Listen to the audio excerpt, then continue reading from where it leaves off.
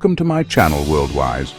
At the end of the 1990s, a storm erupted that left the world's richest people and investors bankrupt overnight. People didn't just lose money, they lost their homes, jobs, respect, and their future. This is the story of the time when the phrase .com worked like magic. First, it made ordinary people millionaires overnight, and then the very same phrase became the reason for their downfall.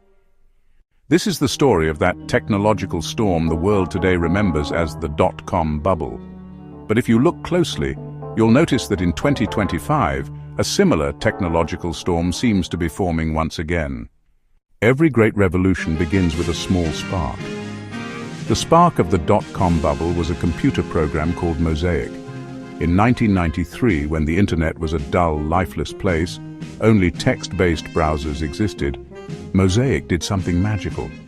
It was the first web browser to display pictures along with text. That was the spark that brought the internet to life. Dull web pages slowly became colorful. Behind this magic was a young programmer named Mark Andreessen. He and his team realized they had achieved something huge. They formed a company called Netscape. In August 1995, Netscape did something that shook Wall Street and the entire world's stock markets. They decided to sell their company's shares to the public in what is called an IPO, initial public offering. Initially, they priced their shares at $28 each, but as soon as the market opened, the share price skyrocketed to $75 and closed at $58. A company that wasn't even properly profitable yet suddenly had a market value of $2.90 billion, all because of one browser. And it wasn't just Netscape's success.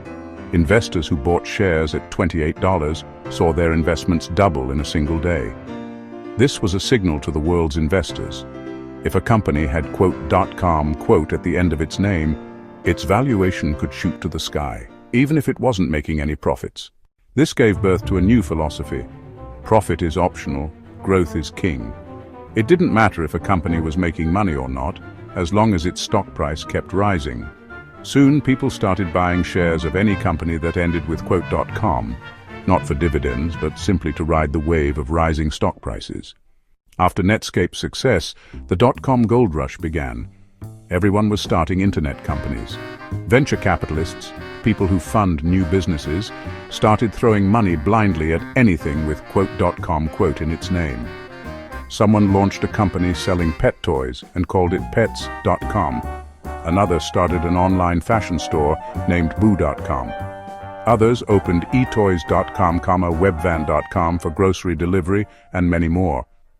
The madness grew so much that by 1999 alone, 457 companies launched IPOs, most of them .coms.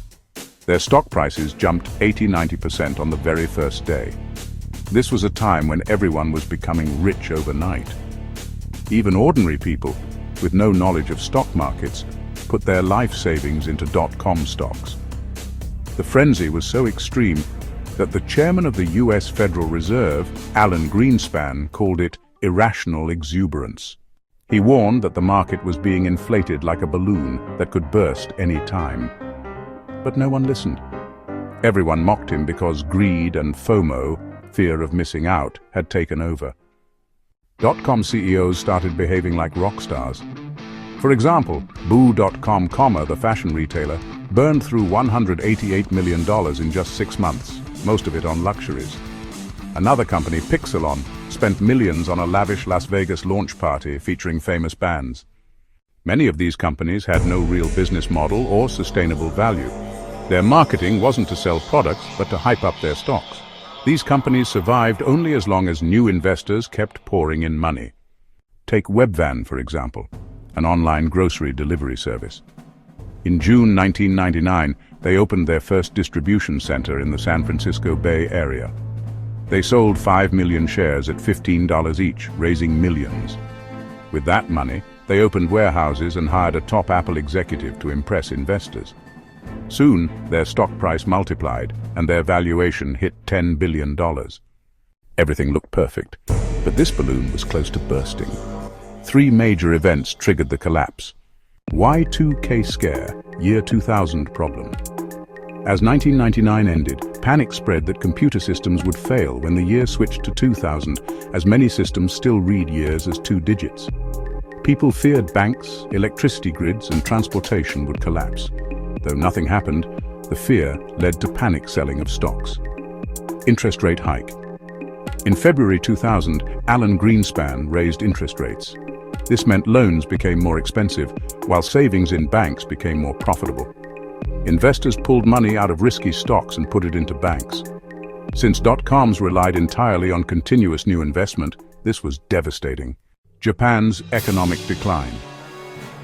In March 2000, Japan, the tech leader of the time, announced its economy was in decline. This sent shockwaves globally. If Japan could fail, anyone could. Investors panicked and rushed to dump risky stocks, especially dot-coms. By March 2000, the Nasdaq index, which had peaked above 5,000, crashed by nearly 80% within 2 years, falling to just 1,000 points. That meant if you had invested $100,000, its value shrank to just $20,000. In total, $1.75 trillion, hundreds of billions of rupees, vanished from the market.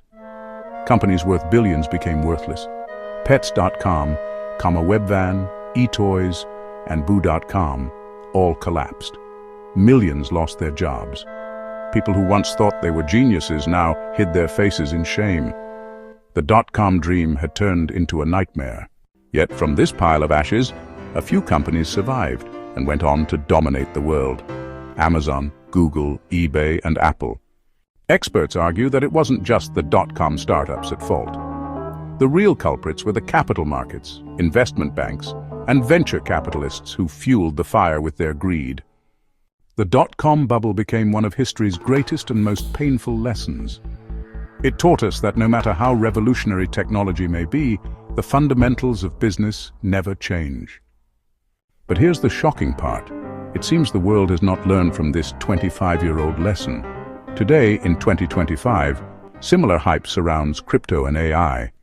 Every company is slapping AI or blockchain onto its name to attract huge investments, even when they have little or nothing to do with the technology. One example is Builder.ai.